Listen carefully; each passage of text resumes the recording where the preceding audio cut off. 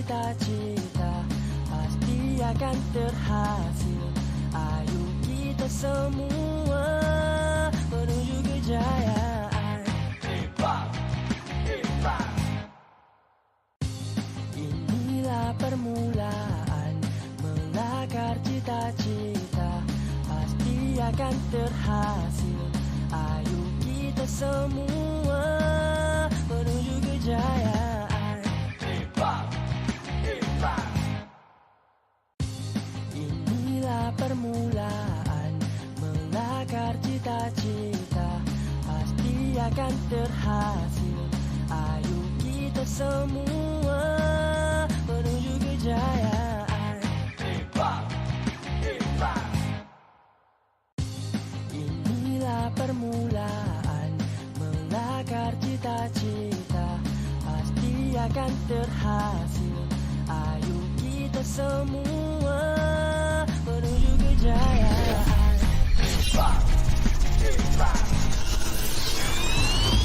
Inilah permulaan melakar cita-cita pasti akan terhasil. Ayo kita semua menuju kejayaan. Inilah permulaan melakar cita-cita pasti akan terhasil. Ayo kita semua menuju kejayaan.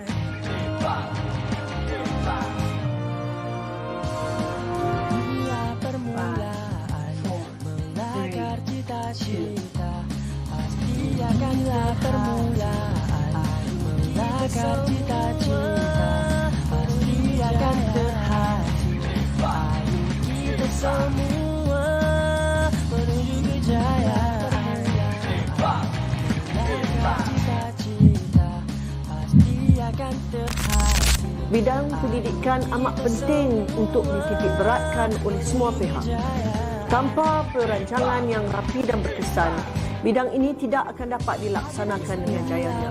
Kita semua sedia maklum bahawa sistem pembelajaran pelajar-pelajar berbagai tahap di seluruh negara telah terganggu akibat pandemik COVID-19.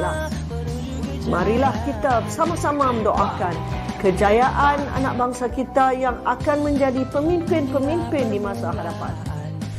Melakar cita-cita pasti akan terhasil. Ayo kita semua menuju kejayaan. SPM! SPM!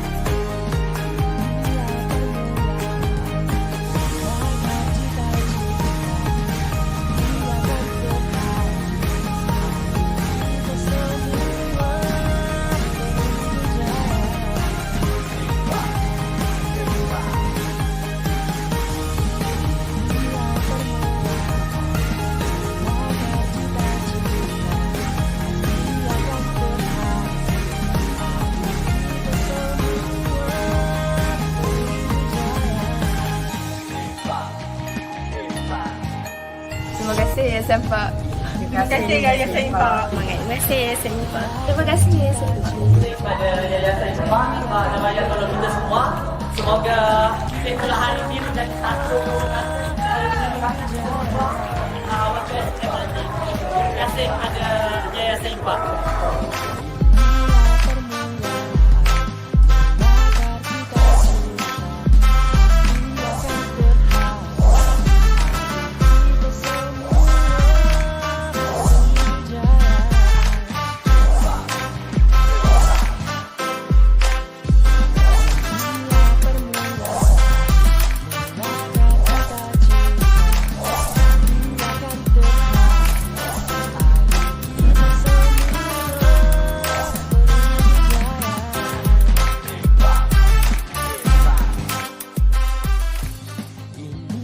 permulaan melakar cita-cita pasti akan terhasil.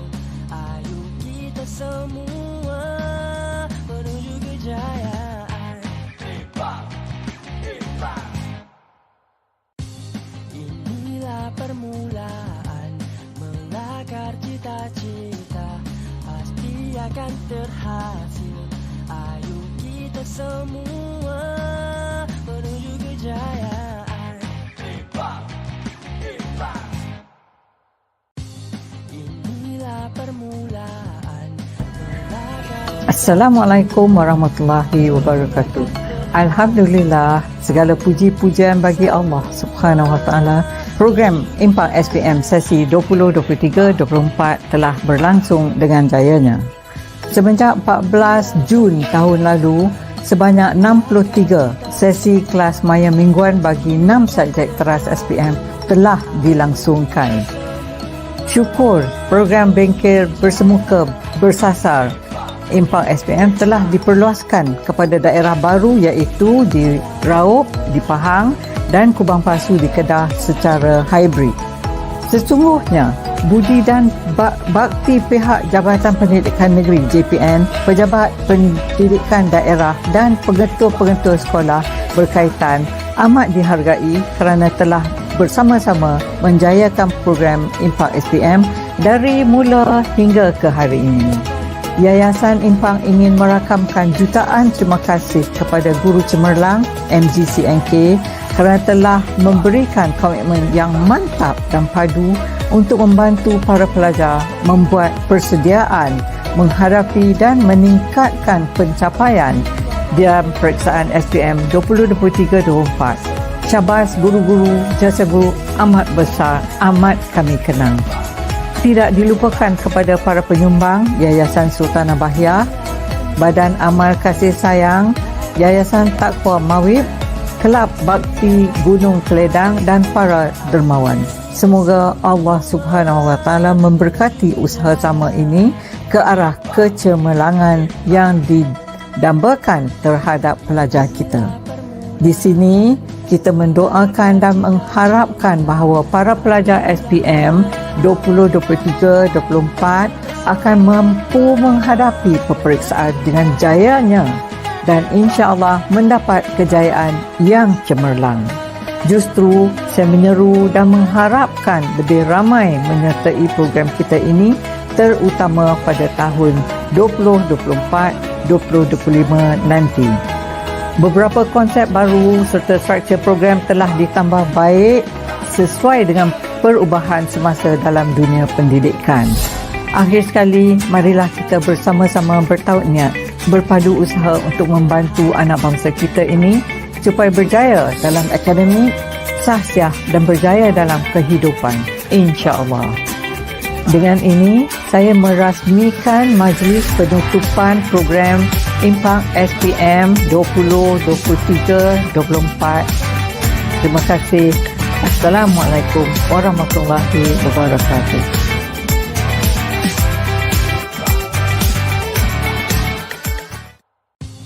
Inilah permulaan melakar cita-cita pasti akan terhasil. Ayo kita semua menuju kejayaan. Inilah permulaan melakar cita-cita pasti akan terhasil.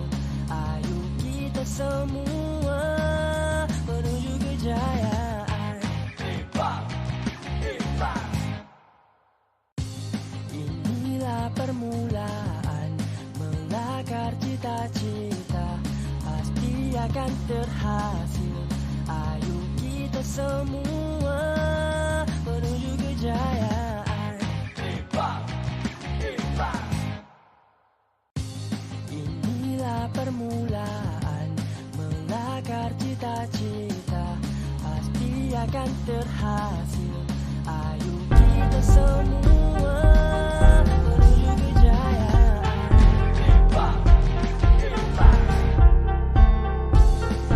Inilah permulaan melakar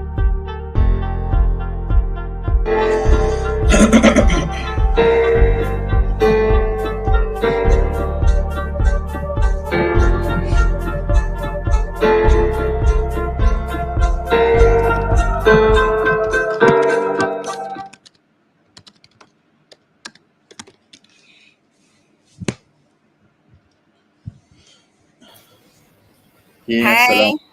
Hi, Teacher Aiman. How are you? Fine. How are you, Alif?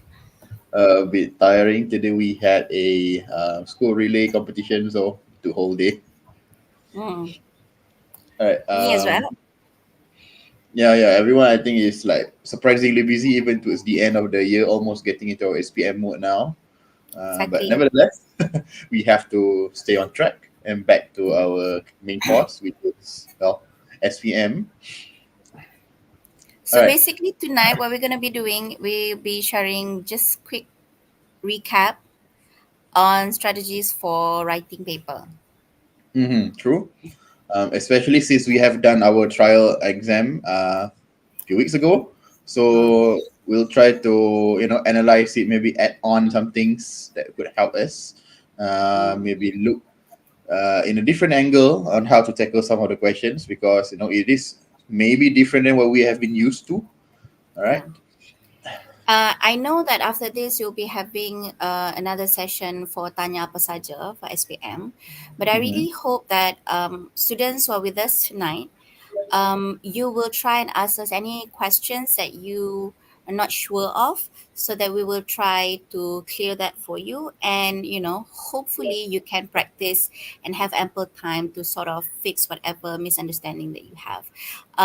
Try to avoid asking those last minute questions. Okay. Yeah, if you have questions now, just ask now. Don't need to wait until the session with Tanya apa saja. Okay. If we can answer you, definitely we give you an Okay. immediate answer. All Okay. right. So I think previously the two of us did a listening paper together. So now we are back again, but with a different paper which is focusing on writing. Okay, Okay. and I'm not gonna go into details of every sections, just a bit of a touch and go on the parts like marking rubrics and such because I think the teachers previously have already touched on those. My main focus is on a bit on what is to help you get more marks in each sections and especially the sections of part 3 that we have analyzed from our trial exam previously. Okay, so without further ado, let's begin.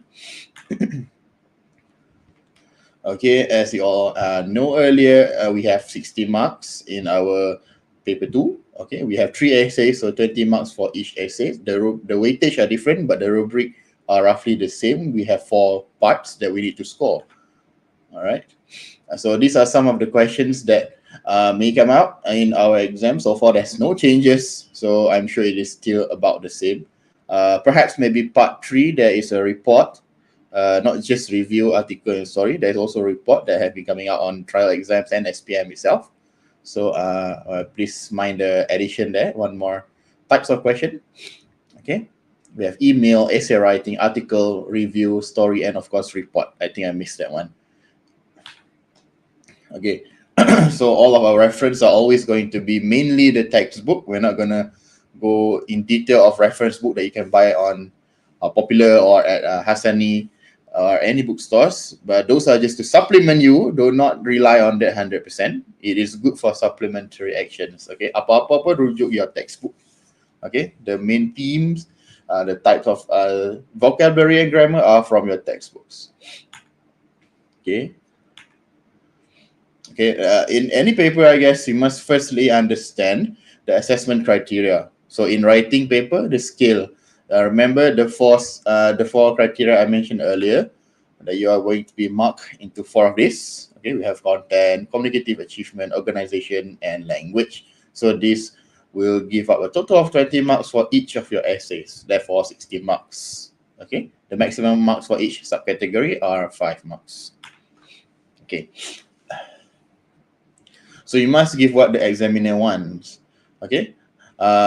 You have to be familiar with all these 4 items here. Content, apa dia content, how to get marks for content, what do you need not to do to avoid to lose marks, things like that. All right. First and foremost, when it comes to content, you have to focus on the fulfillment of tasks. All contents is relevant to the task. Kalau awak tak jawab soalan, tolaklah markah content. Alright, that's simple as that. Read the question, understand the question, and you answer the question. Okay, so that is the content mark. It's very straightforward. Okay, it's not too complex to understand how to get the marks. So make sure you don't lose these marks. This is one of the baseline. Okay, kalau awak tak boleh score content full marks, the rest are going to be problematic for you to get full marks 5. Okay, is that correct, Teacher Iman? Exactly, Alif.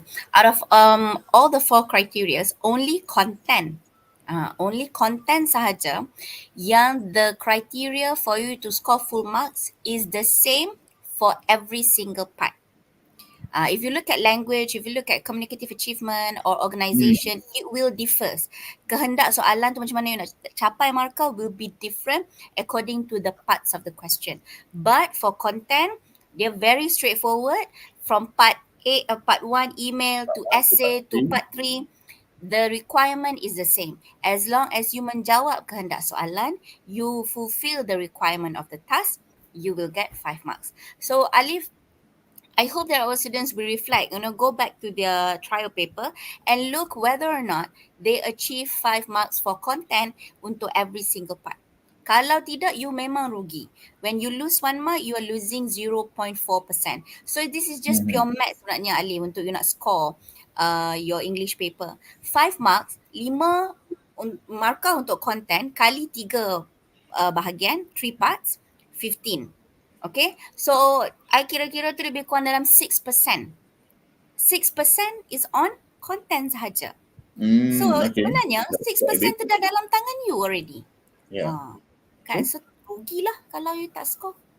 Even my students, they are quite good in their English papers, but some of them still make mistakes and they rugi content mark. They miss 1 point or something. Why? Maybe because they don't double check, they were nervous or overconfident, we don't know which factor. So always check you answer all content questions. Tak? Memanglah dah bubuh dah mulut cikgu awak pesan, right? Remind you every day. But this is the reality. Even good students may miss one because they forgot, they missed, they did not double check and things like that. So always double check content dulu. Okay, maybe language one S you miss. It's fine. It's not going to be at the end of the world. But when you miss one content, it is almost the end of the world for you. Yeah, your benchmark, your grade boleh turun. Just in case, so be careful. Alright, the target reader is fully informed of the content. What they ask you, they get. Okay. And then next we go into communicative achievement. This is just a refresher. It's not anything new. I'm sure teachers, even impact teachers already give you this. Okay, when you talk about communicative achievement, okay, the conventions of the communicative tasks are followed. Okay, meaning the format.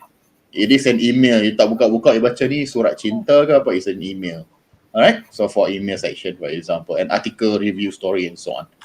Okay, register. Is it a formal writing? Is it an informal writing? When email, if you're writing to a friend, takkan awak tulis formal. You are going to write an informal version of an email.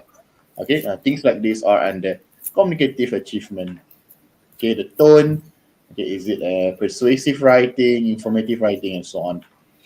Okay, the reader's attention is held. Meaning, senang kata dia, orang yang baca tu, pemeriksa here, will be your friend, faham, senang faham. It's straightforward. Dia tak payah nak berhenti fikir. It doesn't have to correct your errors, things like that. Have to figure out what you're trying to say. Okay, banyak sangat read between the lines or something like that. Okay, that is in a way cara mudah faham communicative achievement for you to lose marks if you do things like that. Banyak sangat errors. It's not straightforward sangat. You go here and there, but how are you going to convey your points? Okay, those are how you lose marks for communicative achievement. Okay. Yeah, meaning to say, reader, when you read those writing, you tak ada rasa macam blur. Apa sebenarnya ni? Maksudnya apa sebenarnya ni? Apa yang nak cakap kan? So if let's say pemeriksa ada feel macam tu, apa maksud budak ni? So then dia tak berjaya hold the attention lah. Okay, and like what Mr. Ali said just now, it's not about arising readers' interest to read from A to Z. Bukannya kira menarik ke tak menarik ke your writing. No, it's about whether or not kita, when we read your piece of writing, we will not question ourselves, what is this candidate trying to say? Okay, we should not be filling in the blanks for you. Kalau pemeriksa buat macam tu, meaning you tak sampai lah your communicative achievement. Okay, it's not about who writes better. No. We're not here to be a judge in a writing competition or you're writing a book. But when you're marking, you have to understand, if the pemeriksa nak kena fill in the blank with his or her own answers, meaning you tak sampai lah your communicative achievement. It should be very clear what you're trying to say. Okay, those are what are the things that you need to be careful with for this section. I think there's another tip here. Your sentence structure, is it simple like this, a direct sentence, a direct way of saying things? I like my English teacher, for contohnya, for example. Maybe you can be a bit more concrete with some reasons why. The reason is fun. So learning English with in Miss Nina's class is always fun, meaning you give a concrete reason why you like your English teacher. When you go into a bit more abstract and complex, we travel all over the world in Miss Nina's English class with all the chapters like travel, chapters like nature. You go and visit it here and there. Maybe she shows you videos and things like that. So these are the complex way of saying why you like a certain thing. Okay, ni contoh lah. Alright, so these are some of the samples that you can include in your sentence instead of always just simple sentence. When you're confident, improve sikit. You can add on a bit more complex sentence and things like that. Okay. Next is O, which is organization, the next section of your marking scheme. Okay. First, you focus on the coherence of the writing, the way ideas are linked. Okay. Your teachers always remind you linkers, cohesive devices kat sini lah. These are the things that, one of the criteria to get marks for O or organization. Okay. Cohesive devices. Yang ni dah berbuih lah kalau saya cakap dalam kelas. Mesti remind. And then still some people did not use this. Okay. You can always find a list, ask a list from your teachers or things from the books and stuff for how do you get cohesive devices. Okay. Some of the simple one that you might have used before, moreover, furthermore, on the other hand, things like that. Okay, and furthermore, I think this is one of the most popular one because your spelling. I notice my students always miss one R somewhere. Okay, so be very careful. Please double check, because kalau awak tak pakai dengan betul ejaan, use it ineffectively, you will lose the marks also. Or maybe not lose, you don't get the marks, if I'm not mistaken. Yeah. So be careful when you use cohesive devices. Kena guna dengan betul lah, effectively use. Okay, tak boleh mau tiba-tiba you just put suddenly in your essay or something. If it's not suitable, don't use it. Okay, make sure it's effective and it is at a suitable place of using cohesive devices. Okay. And maybe paragraphing, because I noticed some students, they write okay essays, good essays, but then they just give me one paragraph of an essay, which is not an email, maybe part 2 or part 3. Okay. Okay, I do not know if it's technically they will be minusing you marks or not, but I know that it is not good for the reader's attention. Mana intro, where is your EC, where are your conclusion? It nampak macam kurang jelas. Okay, you want people to read your exam, present it nicely. Yes. Yeah. So paragraphing is a good tool to get organization marks.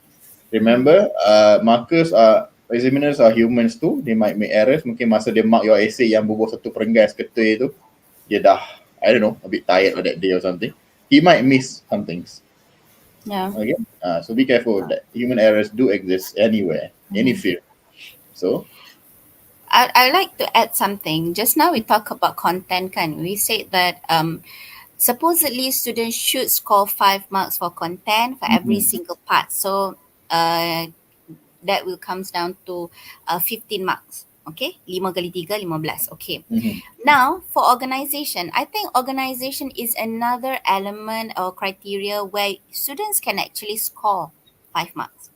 Provided that you have an intro, you have a conclusion, and you put your essay in good paragraphs, boleh dapat. But here's the thing, you must be able to use a wide variety of cohesive devices. So having cohesive devices in hand and knowing the function of the cohesive devices will sort of like guarantee you memang boleh score organization. But the problem here is students like to sprinkle cohesive devices like confetti without truly understand the meat or the function of those cohesive devices. Bila dia kata, teacher, saya banyak je cohesive devices I use a wide variety of cohesive devices, but then your cohesive devices are distracting. It's not impactful. So I think kalau you go to Instagram or whatever, the simpler linking words tu, and, but, also, because, first of all, finally, semua ni you can find the advanced version. Okay, so instead of saying and, you say a different version, additionally. Okay. True. Itu je kan, Effective as and long as you impactful show. use, as Chairman Yeah. said. So when you check your essay, once you're done doing your essay, if let's say you nak check kan, you look at whether or not you pakai banyak sangat linking words. So change lah those linking words to cohesive devices. So if you can focus on how to use cohesive devices dengan berkesan effectively, you kira 5 marks ni kat dalam tangan lah. So imagine 5 times 3, that is another 15 marks. 15 organisation plus 15 content, that is already 30 marks. 12%, dah separuh dah. Ni lah You need tips 15 dia. more marks. Kan? Do practice for cohesive devices ni. Okay? Exactly. Kena pakai, jangan malas. Because even some essays that I've read, good essays yang bukannya yang lemah kan, they always forget these cohesive devices ataupun tak pakai langsung ke, only one ke. Alright, so please, if you can use it, please use it. It helps you. Okay, very good tool to get more marks. Okay. And lastly, the main thing that you need to know is obviously language. You're learning a language. Okay, markah bahasa lah. Okay, we have vocabulary. That's one of the things. If you're talking about that topic, kena sesuai lah perkataan-perkataan yang awak pakai. Alright? If the topic is environment, you have to use words like biodiversity, recycling, depends on your topic lah kan, pollution, things like that. Okay? And then structure.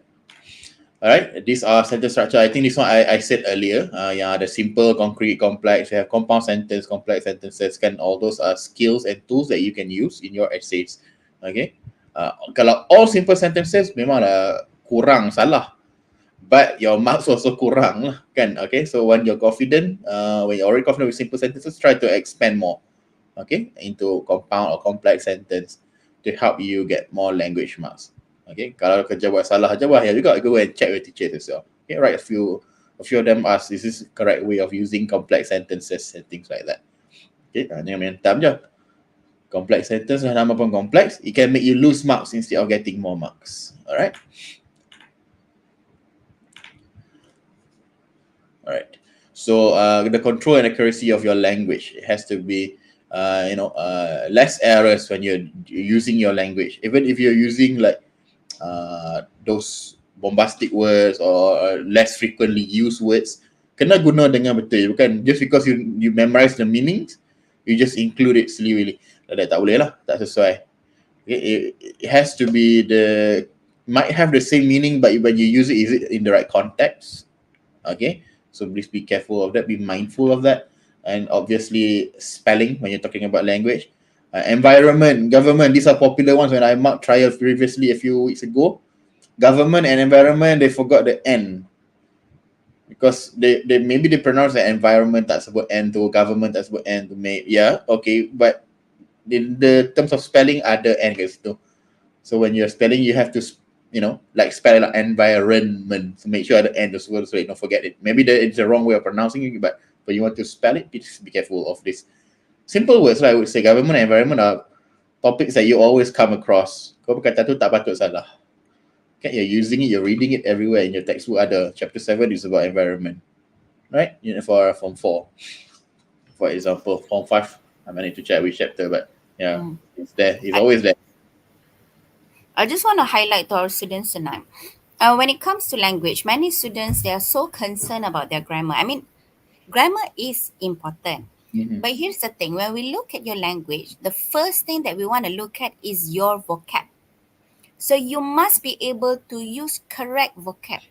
You cannot be saying when you want to apply for a job, when you want to get a job. Okay, when you want to get a job, you must give your boss the thing for them to know more about you.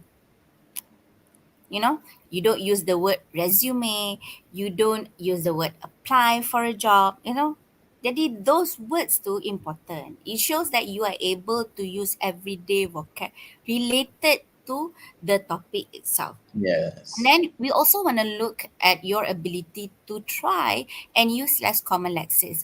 For part 2 essay, if let's say you try to use less common lexes, but sometimes okay, sometimes effective, sometimes not really suitable, still we can award you up to 4.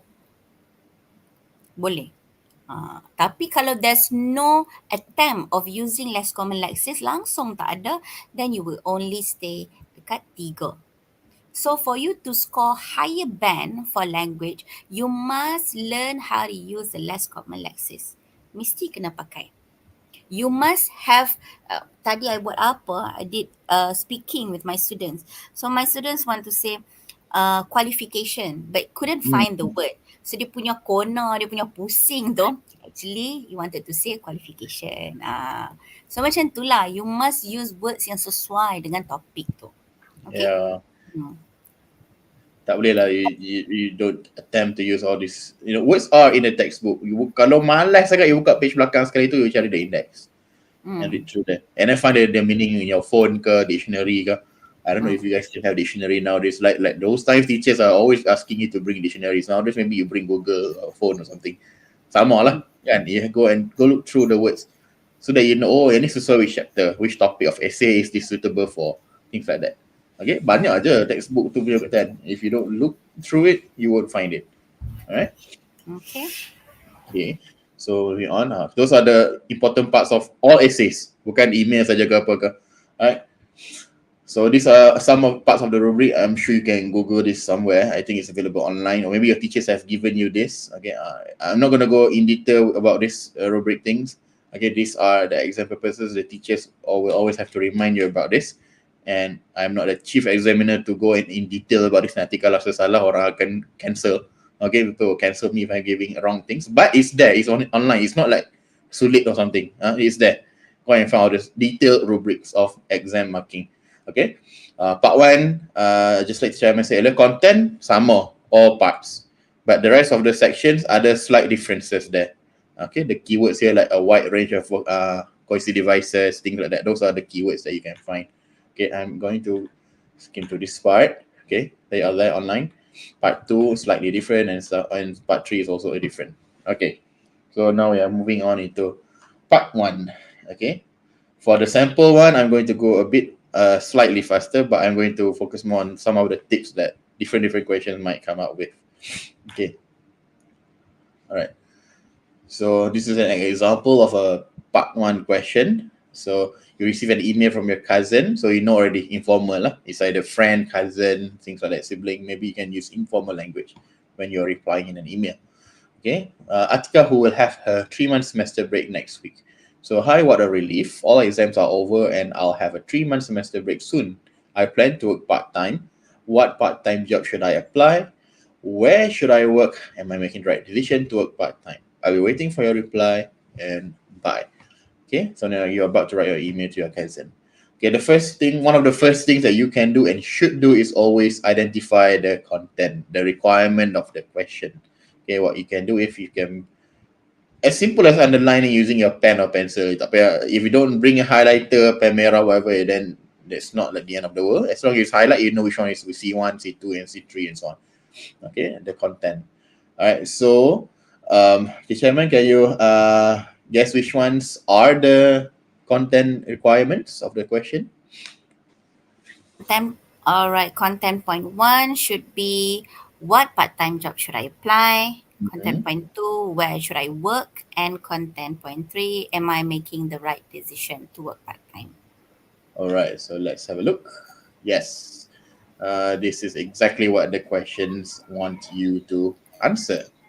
All right, so cousin Atikah tu I underline because just to highlight to you, it's an informal writing. Jangan duk buat ayat formal lah.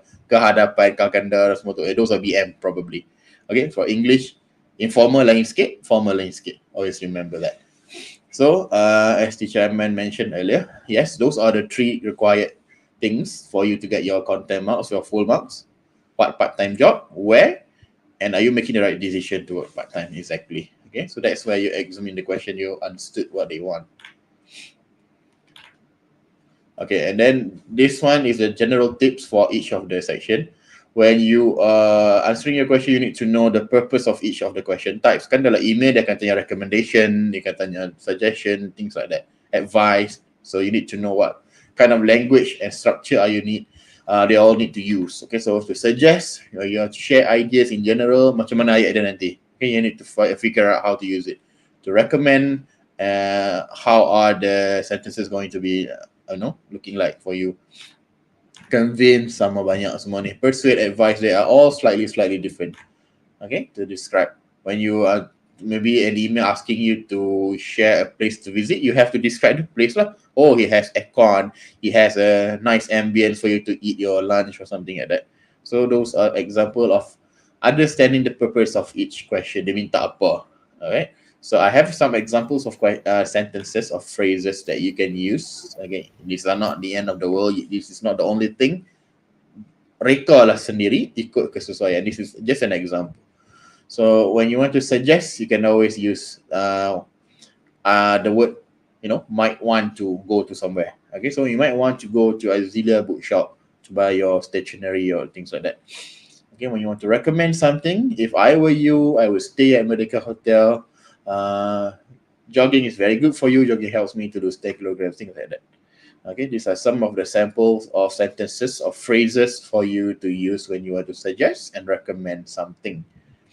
Okay, next we have, ini saya laju sikit lah. Okay, to convince. Biasa kita pakai perkataan macam must, mesti. That is to convince someone because according to your opinion, that is correct. That is the thing that you need to do. So must. You definitely would love going there, things like that. Or you want to persuade someone, you like reassure them, don't worry, you will enjoy yourself at the park.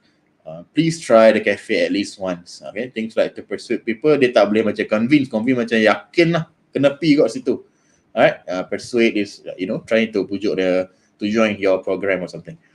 And then through advice. Usually advice, you just put the word advice there in your sentence lah. I advise you to choose a part-time job near your house so you can cut costs on transport. Contoh-contoh je lah. Alright. Okay. I just want to mencelah sikit. No, the reason why, I just want to make it clear to our students tonight, the reason why it is important, you pergi balik page sebelum ni? Which one? Slide sebelum ni? Yang lagi satu. Okay. This one. So Alright. the reason why all of you must know the purpose of each question. Purpose of when you identify C1, ni content 1, this one is content 2, this one is content 3. You must know the purpose. Sebabnya adalah when you know the purpose of each task, it will influence the language that you produce. Sebab tu Mr. Alif tunjuk you all these useful phrases for every single purpose. Kalau suggest, apa phrases yang you pakai, recommend, what are the phrases. Sebab apa, when you know the requirement of the task, the purpose, it will influence production of language yang you keluarkan nanti, cara you tulis. And this akan influence nanti ultimately to your communicative achievement mark. So we are not going to confuse. Ni bagi nasihat ke, dia bagi tahu fakta ke, dia recommend ke, kita tak clear. So when you are clear with your purpose, aku tulis ni I want to suggest. Okay. So when you say eat vegetable, okay, eat vegetable. Dia nak kata apa sebenarnya ni? I would recommend you to eat more vegetable. Contoh. So kita tahulah dia nak recommend ke. Yes. I would advise you. Bila you sebut macam tu, barulah tadi yang bila kita cakap awal tadi we say kita tak blur. We won't question what is this candidate trying to say. You make it obvious to us. You are recommending something, you want to convince, you want to persuade by using those useful phrases. Sebab tu kena tahu. Kadang-kadang budak ni sebenarnya dia sepatutnya advice. Tapi dia pergi tanya soalan pula. Dia tak betul. Okay? Next. Alright, so the things that I want to add is, I do not know if it's a PPT or the trial question. There's one part asking, there are two different ways of the email asking you nowadays yang seperasan lah. One is, what is your suggestion, recommendation, advice? Itu normal. I think you know about that. I advise you to do this. Sometimes the question will ask you, what is your routine? Apa yang awak buat? not to ask for suggestion or advice from you, not yet, or maybe not at all in the question. Dia minta awak, what did you do to get fit or to participate in the charity run? I think that was the previous question. So sometimes the way you sentence it out, you did not answer that I would do this. Awak cakap, awak yang patut buat. The one that asked you, the email writer that asked you to answer. So for me, dia risky your understanding of the question. Okay, you might get penalized for that. So because you don't answer the question or you didn't answer, what do? You answer as an advice. You have to answer. If the question is asking your routine, you answer your routine. I think that one was one of the questions that I wanted to highlight before I forget, because I noticed banyak orang terlepas. Alright, so that is related to the keywords here, where you recommending, suggesting, advising, things like that. Okay, we're moving on a bit. So a rough layout of your email. All right. So the thing is, I notice email people just lump sum in one paragraph or maybe two paragraphs. I don't think I can say it's wrong, but as an organizational section, as a person who's going to mark hundreds of essays, try to make at least several paragraphs so that nampak clear. Habis busuk pun, I think I would accept personally, not like exam requirement, at least 3 for email. Okay, intro, conclusion, asing. Because the intros and conclusion are very short in an email, kan? It's like bye, things like that, very pendek early. But then in your content, at least you want to lump sum content 3-3, boleh terima lah. But don't start dengan how are you tu dah one paragraph. That would look so, so weird in my opinion. There's a personal bias thing. So, and then some of the, suggestion is going to give as typical as your other essays, 5 paragraphs. But they are going to be a very shorter version of paragraph. Of course, like suggestion of words are around 10 to 15 for intro and conclusion. For EC, around 20 words. Those are the suggestion. Then you will reach your 80 words in no time. Okay, so for example, kalau soalan tadi about part-time job, what job? Waitress. Why? You give 2 reasons for elaboration marks. Meet people, and then you can be friendly with people because the person asking you, maybe she is friendly. Contohnya, where, dekat mana awak nak kerja? You can create a name of a cafe kalau tak mahu bubuh. The typical one like Starbucks, McDonald's, things like that. You just create your own name. Nak buat nama sendiri pun tak apa, up to you. So, because that answers the question where it is a physical store that exists or not exists, but in your world it exists. Okay? So, why you want to go work there? Because it's near your house. Contohlah, awak duduk kat Kulim, so it's near your house. Or maybe another reason, they want workers, they're willing to hire part-timers. Okay? Am I making the right decision? That's the last content just now. You can answer, there's no wrong answer, yes or no. But since you dah bagi cadangan tadi, maybe you can answer yes to make it easier for you. Okay? Why yes? Why is it the right decision? Because you're making money, you're making experiences, making friends, I don't know. You can give some of your elaboration there. Okay? And then your conclusion. Okay, and next, what I have next for you is things to avoid, I think. Okay, this is a very long introduction. This is not for your email. Okay, I don't think you should do this. Avoid this. Okay, so thanks for your email. How are you? I hope you are fine. I have been waiting for your email. It's good to know your examinations are over. It's great to have a part-time job during your long break. Okay. Alif, Yeah. are they going to be penalized? Adakah students will be penalized if they write this lengthy intro? That's the thing. You won't be penalized because this is unlike our previous version of SPM, the KBSM one. At those times, word limit are word limits. You need to be around there or be square. Yeah. Okay, so nowadays, boleh tulis macam ni. If you are confident, your language skills are up to par, and you have the time management to complete all essays within the 1 hour 30 minutes, by all means go. Nobody's going to stop you. Nobody's going to put Yeah, gun. but the thing is, it's bad strategy, very poor Yes. strategy. Why would you bother writing a lengthy intro when you can just write a short one and utilize those time for you to focus more on part 2 and part 3? So just tak. Perlu lah, you don't need this length of a version for email especially. And the time management, apart from just using for part 2 and part 3 like Teacher Aiman said, what I notice is those medium to good students, they will not have time to double check. Kalau weak students, maybe you guys tak tahu nak double check apa understood. But just check the things that you know. simple words yang awak tahu ke S or ED or something you miss out. But for the medium to good students level, if you finish earlier, please check balik semua, jangan tidak terus. Especially spelling, and you know that you might have made a mistake, like furthermore, government, environment, those are key mistakes that I have noticed. Okay, and just now we were talking about the word limit penalty. No, there's no such penalty. But if you know your language skills are not high enough, confident enough, you tend to make mistakes when you write longer. So bila ada mistakes, you are going to be losing marks probably, kan? Especially in language lah. Maybe content no problem, but language you're going to lose the mark for S lah, ED lah, apa lah tertinggal here and there. Okay, so those are the dangers. There's no penalty, don't worry. Tak ada lebih 80 tolak markah. No such thing. So far, who knows? Moving forward, I can't guarantee anything. Okay, as of right now, from what I know, there's no penalty, but no penalty in terms of marks, but it's a penalty on you and your management of writing your essays. That's all for now. Okay, this is another example of a lengthy introduction. If you are not confident, avoid. If you're very good, up to you. Okay, so let's look at one of the shorter answers. Okay, I think it's this one. Okay, so this is a very short one. Okay, a part-time job. Well, you are asking the right person. Habis, terus masuk your content next paragraph. Or, hope you will get a Dean's List again. Now, let me give you some tips about part-time job.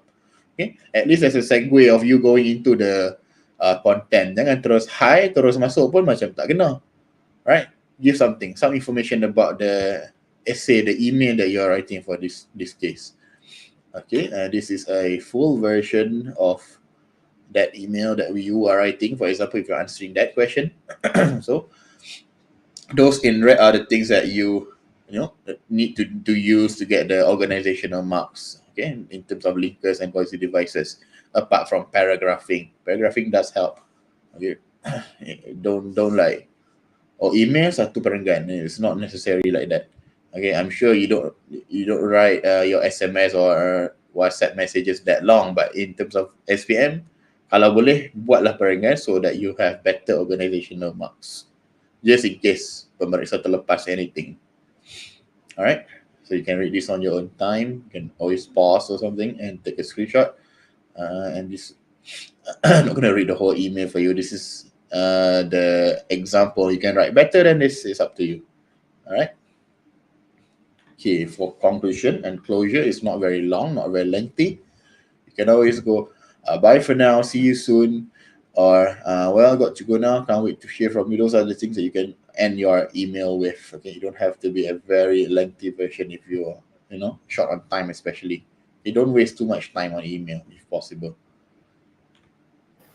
20 minutes max for email. Yeah. Shouldn't be more than that. Come back, you can always spend time after you patah balik site if you have time, but usually 20 minutes is enough. Okay. This one is the assessment skill. Awal-awal tadi sudah sebut dah yang 4 kriteria tu, but this is just the more in detail explanation of it. Sorry. Okay, sama jadi the one that I said earlier, much earlier. So we're going to skip this. This is the same thing. No, ini yang tadi the question. Okay, this is a template that you can use if you want. This is an empty template. There's no answers here, so you need to know how to use it. Jangan simply memorize things. I don't really recommend memorizing things. We're not history subject or something that you need to memorize facts. But these are some of the guides that you can use for practice. You can use and change and adapt to your own taste. And kalau awak nak ubah sana sikit, ubah. This is an example of a template that I have come up with previously. Okay, a few years ago, I think in my old school with one of our other teachers, Mr. Imran. Okay, I think I have 2 versions of this. Is it? Yeah, I have 2. This is the first version. You can screenshot later or something. I think it's already shared in the note section. This is the second version. Let me put it in full so that you can screenshot later. All right. So, ini saya ubah sikit. Usually, I hope you are in the pink too. Maybe very common, very boring for some. So, what you can change is you can You can change into I hope you are as fit as a fiddle alongside your family members. I am a bit under the weather before, but now I'm getting better. Dia panjang lah sikit. But it is slightly different and sorry, my bad. It is slightly different and it is, a way for you to get out of the shell of always using I am in the pink, I hope you're in the pink, I hope you are in the pink of health, things like that. Takut pemeriksa so horengnya yang ni lagi. Okay, so maybe you can change sometimes. All right. Okay. Okay, this is the sample that you have seen earlier. Okay, this is the sample that I use my template with my students. Okay. I just add on the intro and conclusion to make it a bit, slightly different than the requirement. Tambah sikit je. Okay. So where can you find some of the other infos about writing is always in your textbook. Okay, you can read from this, but you can always zoom in and in your textbook later on. It's towards the last page, if you're not mistaken, there are the writing bank, writing tools that you can use. All right. And now we go into part 2 of our essay. Okay, I might need teachers, I might need assistants on this.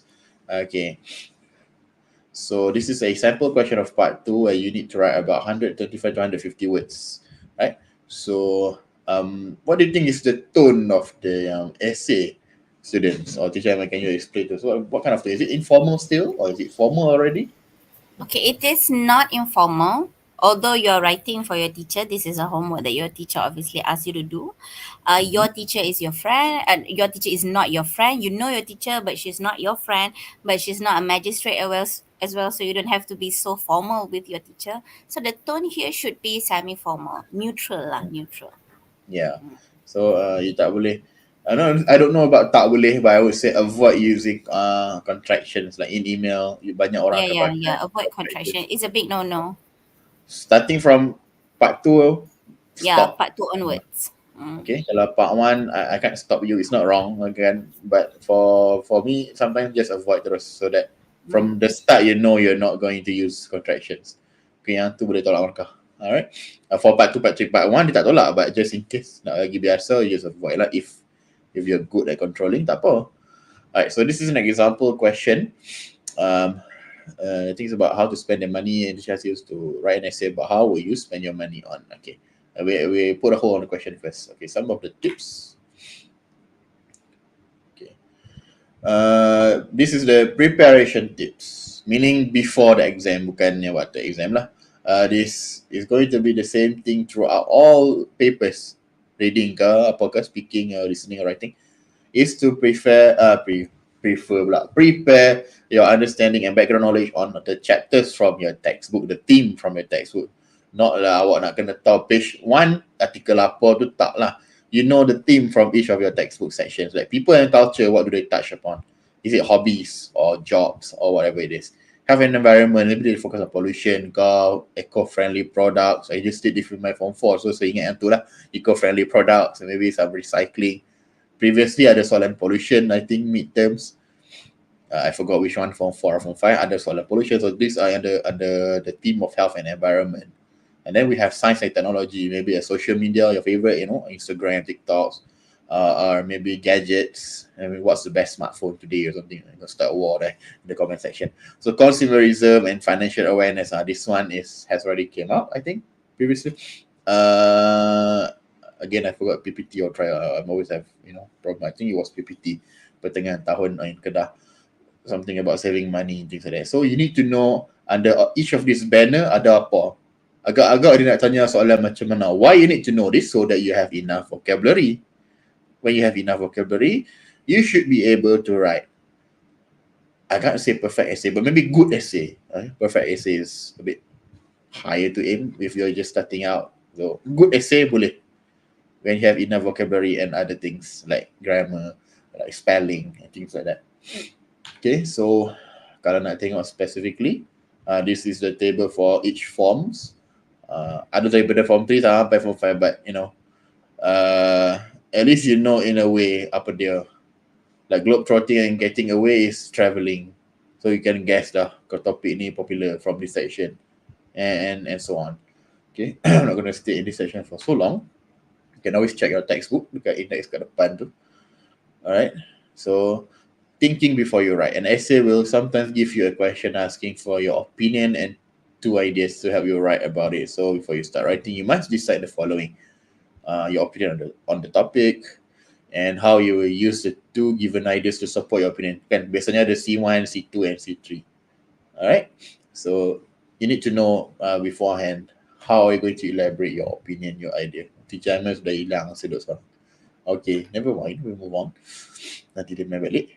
Okay, so sama macam email just now, my preference and most of the examiner's preference, even though I'm not a chief examiner or anything, 5 lah perenggan tu. It's not like wajib, it's not compulsory, but 5 perenggan, 5 paragraph is always a good organizational skills or method.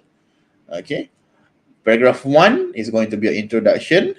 Paragraph 5 your conclusion. Atas bawah sama lah, email ke, artikel ke, apa ke, it's the same. Okay, paragraph 2, paragraph 3, paragraph 4, you divide into each of your content. Content 1, paragraph number 2, content number 2, your second mark, paragraph 3, and the last content is paragraph 4. So nampak tiga-tiga tu. For example, the previous soalan about pollution, they ask you, if you're not mistaken, the first content, the requirement is going to be types of pollution. Nanti you put here in paragraph 2. Paragraph 3, dia akan tanya the effects or impact or effects of pollution. So that one can go to paragraph 3. And lastly, requirement 3, content number 3, dia tanya ways to solve or ways to reduce pollution, things like that. You put in that paragraph. Why? When you put in each paragraph, you will know. You give the EC, the content, and then you give the elaboration for you to get both content marks and also CA, cognitive achievement marks. So both dapat sekali serata. Alright. So if you're not a confident student, awak bukan this is the majority. Don't feel bad. Don't feel like I'm putting you down. Saying, don't misunderstand. Most students are medium or less. So when you are in that level, you're not the excellent English students punya subject takers yet. Don't drag your essay too long if you're not confident. Okay, this is the recommended word number. Okay, yang lebih kurang dengan requirement for the exam. Even kalau awak less sikit pun tak ada masalah, lebih pun tak ada masalah. So when you're not a confident student yet, don't drag your essays too long. Okay, this will make you vulnerable to more errors. Lagi panjang tulis, even myself, sometimes I will miss maybe a spelling somewhere. Probably not spelling lah, I'm lying you myself. But probably a grammar section that I miss an S or something. Terlupa nak tengok balik. Was the subject singular or plural? Terlupa nak check balik. So those are the vulnerability. Okay, ruang-ruang kosong tu awak hilang markah. Okay, even good students, tadi saya cakap pasal yang medium to slightly lower. So don't drag your essays for if you're not confident. But this is the second side of the story. Good students yang kalau kita buat homework tu kira cemerlang lah kan. Okay, kurang, salah dan sebagainya. If you don't have the time to double check your essay, you might also fall victim for this. When you write long essays, and then, alamak, masa dah habis. Oh, next question. Oh, masa habis, tak ada double check. 1 hour 30 minutes already passed by. So, you forgot to double check your essay, you are also vulnerable to errors. Again, unless you are very macam perfect gila tu, you're out of the scope I'm talking about here. But an average good student, bukan yang medium dah ni. Yang atas ni yang bagus. Kalau bagi 20 markah, 18 markah, dia boleh dapat. However, sometimes you make mistakes, and this is the sometimes. Time management lah kat sini. And your word numbers tu jangan penting kan. I have students kita tanya, oh ni nak, kalau lebih tak apa kan sir, perkataan ni tak cukup ke macam mana. Those are not the big issue here. The big issue here is you don't do any errors when you're writing it. Tu yang scary. Nak lebih ke, nak kurang ke. Exactly. I don't know. I guess BM or something ada word limit. I don't know. But those times BM has got word limit if I'm not mistaken. I asked my teachers kan. So I also noticed this problem. Many of my students, once they are done with their email, they will be cancelling potong ayat ini, potong ayat ni because they're busy trying to fit everything within 80 words. No, you don't have to. Kalau you dah tulis and then you dah terlajak perahu, biarlah terajak perahu itu. Pastikan perahu itu berlayar tu layan yang cantik, tak ada bocor, itu saja. You tak payah nak patah balik dah. Biar je perahu tu berlayar. It's true. I noticed that too. Anda bagi dah kertas soalan balik. But I don't know, I will have show you here. Or something. Dia Bukan. punya lah cantik. Potong. Aduh, Ah, dapat kabur ni. And when this happens, satu saja benda yang it inform me. It tells me that you don't use your time well. You, instead of focusing on writing and perfecting your piece of writing, you are busy, deleting this sentence, buang this sentence, editing this sentence, take out this sentence. Tak perlu. You dah Yes. tulis. Macam Mr. Alif said, check whether or not your grammar is okay. You use cohesive devices or not. Or if there's any words, yang basic or everyday vocab yang you want to change to less common lexis, you do that. Ya, Tak dia perlu bukan suruh nak potong. fit everything. You dah tulis 150. No. You nak squeeze, nak potong, nak buang half of it so that you can stick to 125. No need. Yeah, that's not the aim of the question. You go and cut there to fit the word limit. Yeah, I noticed this is not, I guess, not teacher Simon issue. I think it's a universal issue at this point. Every student has that tendency to do that. So itu untuk yang student yang dah bagus dah tulis banyak, they go back and cancel things. Okay, those are the other side of the problem. One side of the problem is the dragging the essay longer than they should. If you're not good enough, don't worry, reduce it. Okay, make sure all the questions are answered, things like that. Tak payah nak panjang-panjang. Jangan pusing mata. Remember, CA is there, go there. Don't go pusing-pusing elsewhere yet. Okay, so those are the two danger sides of word limit ni. Is there not because for you to meet it, it's for you as a guide for you lah. Bukannya kena sampai yang lebih salah ke apa tak. Don't worry about that. Okay, know the key writing tasks. Sama macam tadi email tu, we have like to persuade, to advise, things like that. Sama juga in your essay number 2, the things that you need to present to the reader, to the examiner, or things like this lah. Example, opinions, to describe something, to justify something, to give cause, give effects, like pollution tadi kan yang saya abang. Tadi the types of pollution is to describe something. And then maybe there is the causes of pollution ke, the effects of pollution. Those are possible content requirement for part 2. Contohnya lah, possible. It depends on the topic, of course. Okay, so I think I have an example here. Okay, contoh kalau describe, maybe you describe a leisure activity. Maybe the question is to describe leisure activity popular among teenagers. Kena describe lah apa dia. Alright, and the advantages, disadvantages. These are some of the popular ones lah yang banyak kali keluar. Kalau kita analyse last year's trial for each states pun, I notice these are common lah. Benda-benda, things like this are always going to be there. Dia nak tanya apa aja. You can guess, you can predict the type of question. Kalau dia tanya types of pollution, the next one dia tanya apa? Mestilah causes ke, effects ke, how to solve it, how to reduce it. Okay, so you can guess lah, once you know the type of question, you can guess what kind of things are they going to ask. They might not all ask all, dia akan 3 je lah kan, how many he can ask you. So you can guess the type of things that they are going to ask you. So that's why be prepared beforehand with useful phrases and sentence structures. Okay, you can guess, you can do guesswork dia nak tanya apa. Okay, macam soalan spot lah, but it's not soalan bocor. I don't know the exact questions, but you can guess which direction it's going to go to. Do I have some example for? Yes, I have some examples for you. I tunjuk semua siap-siap. So maybe semua saya cakap, or you can screenshot it. Okay, when you are giving your opinions, these are some of the phrases that you can use. Okay, from my perspective, in my point of view, personally, I believe, things like this. Okay, the common and popular one, in my opinion, yang tu selalu I pakai. Maybe you can use it once, maybe the next time you use it something else. One of these, for example. So nampaklah different sikit bila nampak different. Oh, examiner, he knows more words. He has better vocab than other candidates, contohnya. So bolehlah dapat the language marks slightly better. Okay, is that correct, Teacher Aiman? Exactly. Okay. Yeah, betul. Exactly. Because you see, just now we talk about using less common lexis, correct? So knowing that these are the writing tasks that you have to fulfill, so cuba dapatkan vocab yang best for you to use. So you can actually achieve that by using all these useful phrases. You dah prepare this awal-awal. kan, and then you top up with a little bit lah with lexis common, less common lexis related to the topic. At least when you want to fulfill the writing task ni, you already have all these useful phrases, and this can also give you marks untuk language juga sebenarnya. Yeah. These are the tools, the equipments that you need. Like you play your video games, you have to buy the equipment, get this. These are the things you need. You nak jumpa soalan apa tak tahu lagi. Right? You have to prepare all these equipments. So these are other phrases that I have for you. Just not about opinion. This is about to give reasons. Okay. How are you going to give reasons? You can give something like this. To justify my choice, I will present you 3 reasons why. Contohnya, kan?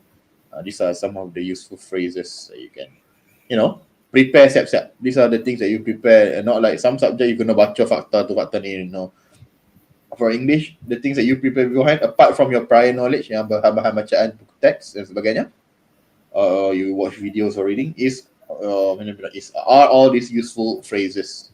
Daripada linkers, phrases, coercive devices are the things that you need. So another one, I'll skim through, is for advantages and disadvantages. Nak tak emoji Okay, so the advantage is, the disadvantage is boring lah, tu biasa. Okay, awak nak jadi biasa sikit, hebat sikit, you can use some of this.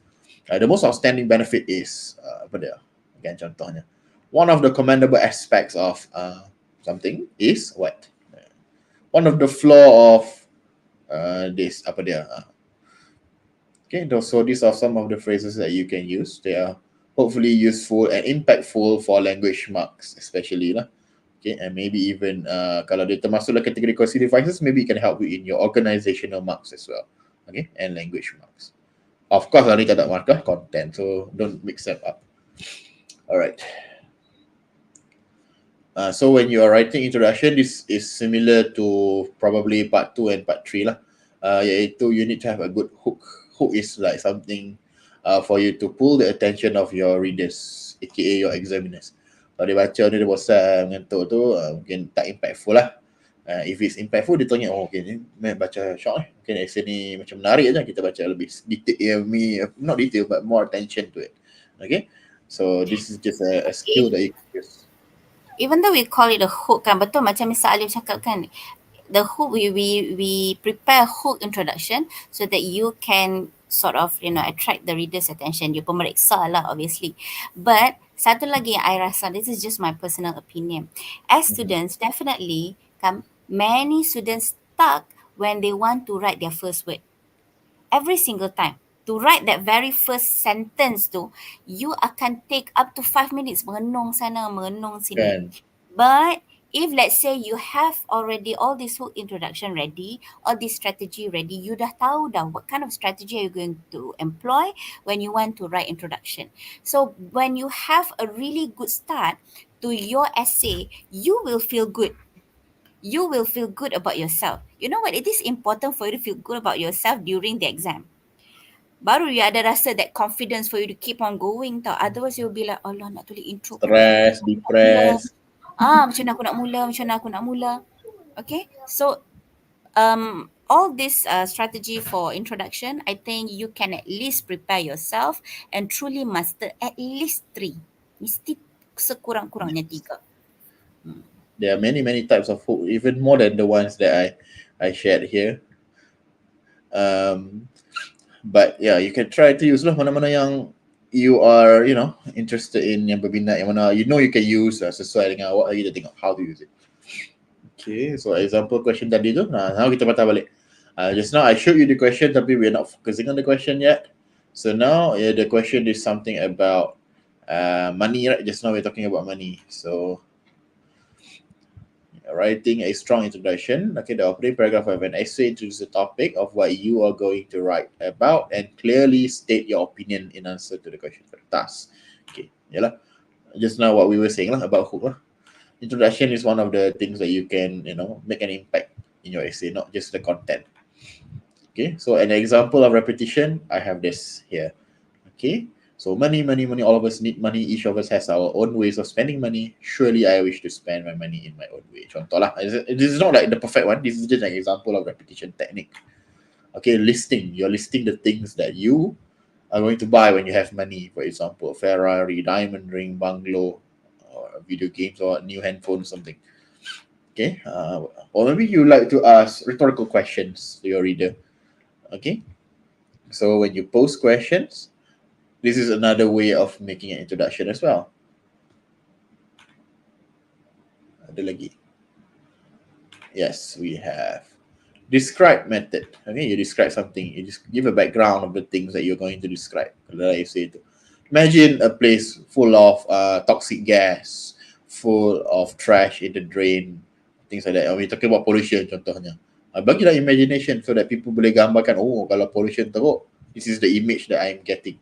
Okay, we don't really have the subject of literature right now in our syllabus. So literature, they ajar the technique of imagery. Imagery is actually a good technique for you to use in your essay, especially in sections like this where you can describe things like introduction ke apa ke. Section yang minta soalan describe, or boleh guna teknik imagery. But since the syllabus of literature is no longer in our exam, I understand that many teachers, including myself, we tend to not use it all the time to teach you all these things. So it is an interesting topic that you can even use in your essays. Okay, the technique of imagery, for example, writing imageries. Flashback. If you have any personal experience, maybe you can also use it, an anecdote method for your introduction. Pun boleh juga. Okay. I mean, flashback, where you can create your own personal experience. It doesn't have to be an actual thing. You just prepare something. Okay. Okay, maybe you can also use a series of verbs, meaning the actions, the thing is happening that you mentioned using verbs. Like my brother stands in the long queue, satu dah. Waits patiently, another verb. Takes out his credit card, more verbs. Pay for his Gundam toys. Like him, I am very particular with things I buy. Okay, you're using lots of verbs in your interaction. Boleh. We have emotions. If you're someone a bit more emotional, you can always use feelings, bagi perasaan, when you're writing your essay. Alright. Oh yeah, this one sudah dengan Teacher Emma dah satu awal, jadi do not use contractions. Okay, avoid lah. I think yang ni mungkin you're good at it. Some yang pakai contraction is gonna, I'm a, yang tu semua Cannot. Slang that you no. Or songs or something. Rap songs or something.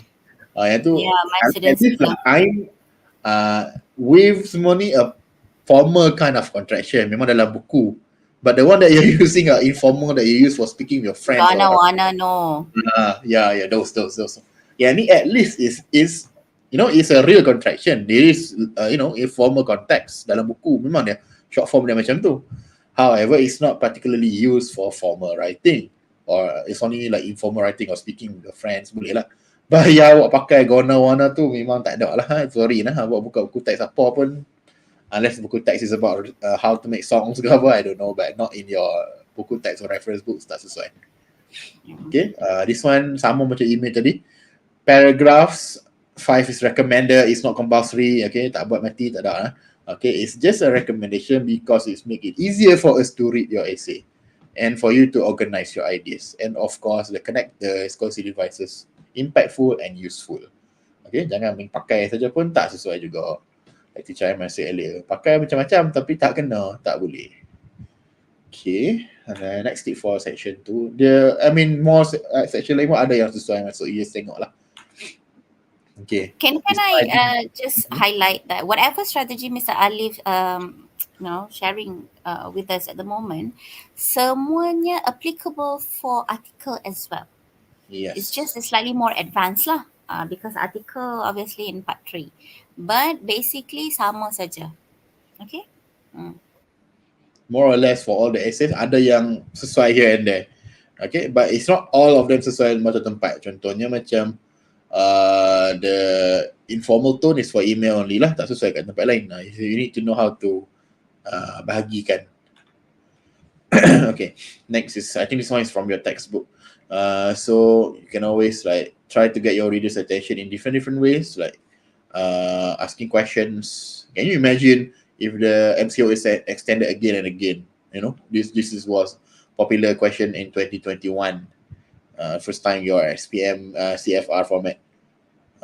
Can you imagine that if you are stuck at home until now, for example? So you ask questions that are thought-provoking questions when you want to give your reader an impact, tarik attention dia. Selit lah masuk mana-mana. Alright. So if the reader, find it interesting, okay, this is a good situation that I have not imagined. For example, takkan sampai 5 tahun dah nak kena COVID lagi kan, in terms of the MCO. So those are the things, an example. Okay. Or maybe the topic is environment. How you feel if tigers become extinct? No more tiger. Harimau Melaya dah tak ada contohnya. So those are the thought-provoking questions you can use in your essay to, pull the attention of your readers, examiners. Yeah, asking questions to present your ideas is a wonderful, wonderful ways to break the monotonous tone of your essay. Kadang-kadang kan, essay tu monotonous je. Orang yang baca pun macam Flat. But the moment you ask questions kan, Alif, have you ever been in love? Kan, it's like thought-provoking. Dia macam contoh kan. Yeah. So reader to be like taken aback kan, akan macam pause and think. So it's a really good way to break that monotonous tone of your essay. It gives that kind of impact to your reader. So ask questions to present your idea. Just don't put it everywhere lah. Maybe certain section tu okay lah. Otherwise it will become too much lah pula kan. Macam dia macam hilang siapa dia yang punya buat soalan. tu. Pemeriksa nak soalan ke, hang yang nak tanya soalan. That is the danger of giving too much. Yeah, like with too much of something, it's not necessarily a good thing. I think this is a better way for you to start off your paragraph lah, like sort of topic sentence lah, instead of topic sentence. Use this as topic sentence. Good way. Okay, writing long sentences. This is a double-edged sword. If you are not confident, it can cause more errors. Okay, you have to use a mixture of short and long sentences. Okay, it can't be just very short sentences. Semua lagi macam ni simple sentence je. Dia tak reti ke sentence lain. Or if it's too long of a sentence, sometimes it can include errors. Sometimes it is too complicated to understand. Or if it's too short, sometimes apart from short sentences, sometimes your idea is halted. Dah rasa tergantung idea tu pun boleh jadi juga. So depends. This one is a bit of an advanced skill that you need to practice. Ini tak boleh habak tahu tak boleh lah. You need to practice in terms of writing skill. Okay, this is from your textbook. I forgot which page. I might need to check. Again, it's been a while. And then ensure ideas sound realistic and are not exaggerated. Of course, we're not going to fact check you. Tak ada lah examiner kat Google, kat sebelah Wikipedia or something to double check. Oh, salah. This is wrong info. No. However, common words like this, right? Like all teenagers do something. All teenagers must do something. All teenagers always do this. These are stereotyping things. Kan, awak pukul rata semua. So kalau benda tu not realistic, like all teenagers have handphones. Is it realistic? Maybe to your class. But in general, if all teenagers in Malaysia contohnya pun tak semua ada, right? Not everyone can afford it. Okay? So these are the words that can make your ideas not realistic anymore. So be very careful when using generalizing phrases like this. Okay, like all, everyone, all teenagers, semua tu kena be careful je lah. This is not like wrong. I'm not going to fact check you. I have more essays to mark. However, it shows that you are just over generalizing things. Okay, so nampak essay tu not as mature as it can be. Tak apa matang lah essay awak tu nampak. Okay.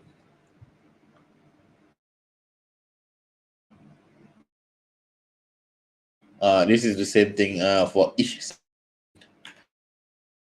marking schemes, assessment scale, whatever you want to call it. Okay, sama lah. But I told you the things that they want is the same in terms of the 4 criteria, but the details in each criteria, selain pada content yang lain ada nambahbaikan, you have to check the detailed rubric a bit more, right? This is not the detail, this one is just highlighted one. So kalau yang ni awak rasa kurang detail, you go and find the full one from lembaga peperiksaan. Right? Those are more detailed. Okay, it's always available online. Even I sometimes tak bawa yang printed one, I just Google again, take a screenshot or something when I'm marking. Sometimes yang printed one kita malas nak bawa kan, as an examiner teacher lah. So I just Google it again. Okay, I'm not going to touch on that again. It's at the start of my presentation earlier. So before you start writing a paragraph expressing opinion kecil, but this is from the textbook, you can always double check it there. Okay, just now I think Teacher Aiman dah cakap pasal topic sentence. Make it clear. Okay, a simple way is to put it at the start. Okay, tak payah bubuh mana-mana. Just put it at the start, senang. Orang nampak dah each paragraph buat apa. There are different techniques when you go further, like in MUET or something. I remembered thesis statement or topic sentence. There's a different technique where you can put here and there. Probably for thesis statement more than topic sentence. But to be safe, just state it in your first sentence. Kalau boleh lah, of each paragraph. It is the better way of, expressing your opinion based on the textbook. Okay. If possible, mestilah bagi examples. Okay, after your elaboration, if you have examples, that is better. Not lengthy examples, just give you some examples to make your point clear. Why you say certain things. Sometimes awak jawab content, tapi tak ada elaboration, tak ada examples. We're not asking like long elaborations, but at least masukkanlah sikit bagi nampak macam you know what you're talking about. Okay. But I don't know, maybe teacher can confirm with me. Kalau tak bagi elaboration and examples or examples, do they lose marks anywhere?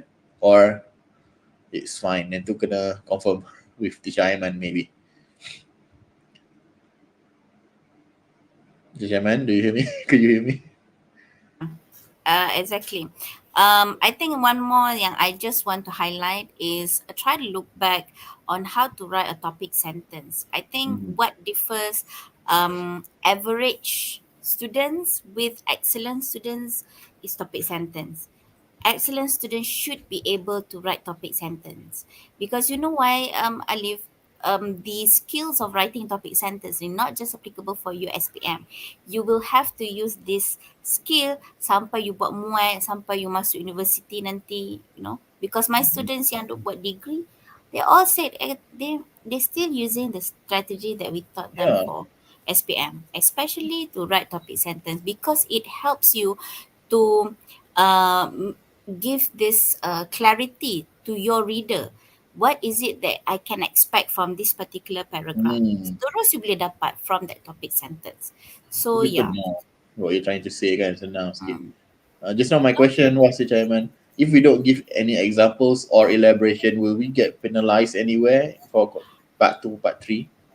Okay, if let's say you don't give elaboration or you don't give example, there's no elements of we penalizing, no. It's just that if let's say if you don't give elaboration and example, we will be fully informed, then you can still get 5 marks. But if you don't give elaboration and you don't give example, you are not going to be fully informed, then you will not get full mark. Yeah. So there's like dia tak ada guarantee lah, because we don't know what kind of questions yang akan come up. Yes. Setengah soalan tu, the requirement of the test, it didn't requires you to elaborate. Dia memang just you bagi saja jawapannya and that's it. Itulah. But when you elaborate, we will be fully informed lagi lah. And you know what? If you elaborate, if let's say you lack on any of the content, you missed out. For example, we have 3 content points. You only elaborate or address 2 content points. But these 2 content points are well elaborated. Dia macam sort of can compensate on the fact that you terlepas satu tu. So my advice to my students would be always elaborate. Put like a bit of effort, because you don't know when you're going to make mistakes. So by nurturing the habits of elaborating every single time, dia akan macam reduce lah the probability of you Content tak sampai lah in a way kan. Dia ni cakap apa? Bila ada examples and elaboration, it helps you, jelaskan your content earlier kan. That's what you were saying. Exactly. But so that answered my question and I understand more, and I hope the students also understood more about this section.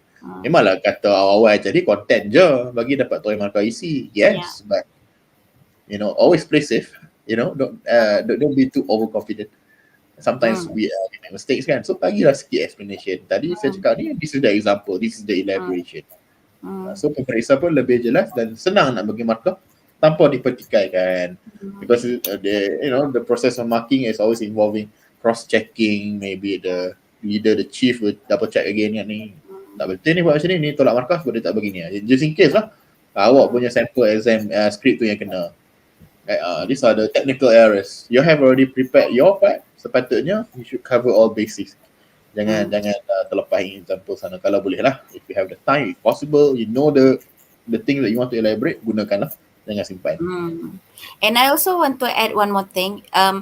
Some content point requires you to give more than one answer. For example, you need to suggest ways to reduce problems of litter like in public places. Okay. The previous question. So you need to suggest 2 ways. Okay. But here's the thing. Your suggestion, your first suggestion, you talk about ocean cleaning. The question asks you about problem ni littering, problem in public places. Orang buang sampah di tempat awam. But now your suggestion is, company should clean the ocean. Dia macam tak. You cuba, you try to answer the question, but your jawapan is not correct. So imagine if you don't elaborate, you only put one, you put all your eggs in one basket for this one way, this is, inilah jawapan you. And then it's wrong. Kan? Although some people will say, okay lah, if you give only one suggestions on ways to reduce the problem, you will get marked. But what if that one suggestion is wrong? So be on the safe side. More towards the safe side. Give 2. Even if you give 1, you will still get full mark. Give 2. Still give 2. Especially if you know the answer, bagi 2 lah. Kalau you blank atau apa, what to do kan. But if you know, I think this one and this one is correct. Bubuh lah. Kalau boleh. Exactly. Right. Macam tu lah. So, yes. Okay. More or less. Okay. This one is in the textbook. I'm not going to zoom in for you. Ada lah textbook semua ni. Okay. My reference are mainly from there. I tak suka ambil buku Sasbadi dah, lagi buku Pelangi Pelita. Sorry. Pajar-pajar. I mean, they are good for supplement. Do not rely on them only. Because apa-apa pun, arguments are going to be back to your textbook. Textbook tunjuk macam ni. Kena ikut. Right? That's the, the Bible sorts of your English exam nanti. Tak boleh nak ambil mana-mana. Yeah. Okay, now the big part 3. Okay, I don't know if we can manage to touch all of them, but I have certain things I want to touch on article based on the previous article question for trial Kedah. So it's still a bit fresh in my mind, so ada benda yang I nak tekankan lebih. So let's go on this section. Okay, this is the example question. Okay, articles about school canteen. We'll get back to this, I think, afterwards. So when you're writing an article, the same thing as part 2 earlier. Teacher pernah cakap dah, it's going to be roughly the same things. Okay, you need to get your reader's attention, the hook, topic sentence, and things like that are considered getting your reader's attention. Okay, you have to also inform readers. Okay, yang ni dah nama apa artikel kan, dia kena bagi maklumat lah, menyampaikan maklumat. So, inform your readers about something. The tone of voice can more or less formal. In some section, it can be a bit less formal because you're trying to get more attention from your reader, examiner. Okay, sometimes in some section you may use the word like we, okay, to make it more inclusive of the topic. Depends on your topic. I don't think it's suitable everywhere. Okay, kena tengok, depends on the question. Alright, because this will be contradicted later afterwards. I have something. Okay, this one, I think the one that we highlighted earlier, using questions to ask to make the readers think about something. Okay, lebih kurang je part 2 and for article part 3 ni. More or less the same, not exactly the same, but more or less the same. Okay, so catch the reader's attention by making them think. Tadi yang soalan tu, because when you're asking them, they are thinking. When they are thinking, dia ambil perhatian lah tu. Okay. Okay, the format, unlike the KBSM era, dia tak ada lah markah format, ada 3 markah format kena tolak kalau salah. No such things. However, it is encourage for you to put a title and the author's name, the byline, nama awak penulis on your essay lah. Right? So the title, if the title is My School Canteen, maybe by your name, by Mr. Alif, for example. Right? Just put the title and your name there. As far as I'm concerned, I might be wrong. Teachers can always correct me. There is no penalty for format. But they might reduce your marks on organization. Bukanlah reduce, like dia anggap band tu rendah sikit ke. I don't know. I can't be confirming you with that, but I guarantee you it's not going to be 3 marks gone like those times. Okay, markah format adalah 3 markah. Those times KBSM era, your abang seniors or something, yes, during my time 20 years ago, yes. But for now, maybe teacher can correct me, there is no penalty for format, right? It's like in terms of no title, no name. Yeah, there's no penalty for format. So, Just now in essay, Alif have shared various strategy for introduction. Okay, I think okay lah. That is for essay. But for article, if you want to step up your game a little bit, probably you can use more advanced strategy.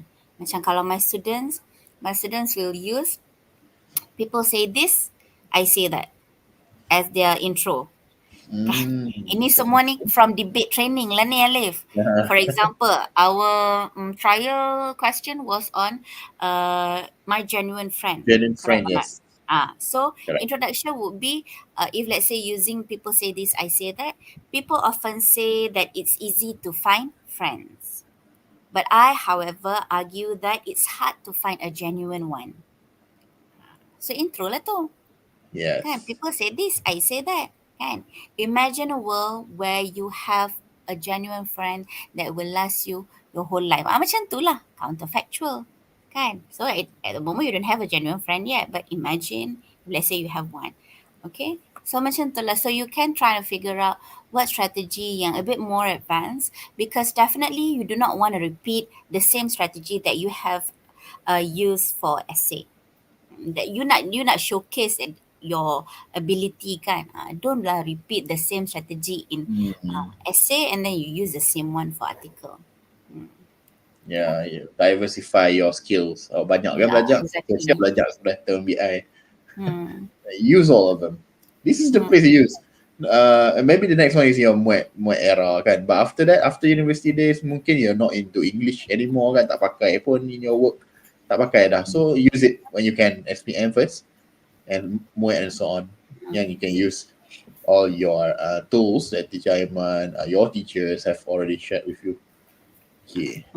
This one is the topic. This is the same thing in terms of preparation, the pre-exam thing that you need to do from, not from today, but previously pun dah kena start lah sebenarnya. Right, the topics you need to be familiar with, just in case. Always refer your textbook. What are the popular topics? Like usually, like last year, I'm still waiting for this year. There will be a teacher that always share with us the analysis of all the questions for speaking and writing. And one of Our my dear Choji. our senior, both of our seniors, he is very particular in terms of analysis of all the questions yang keluar semua negeri in terms of trial lah. So you can notice which topic is popular in which year.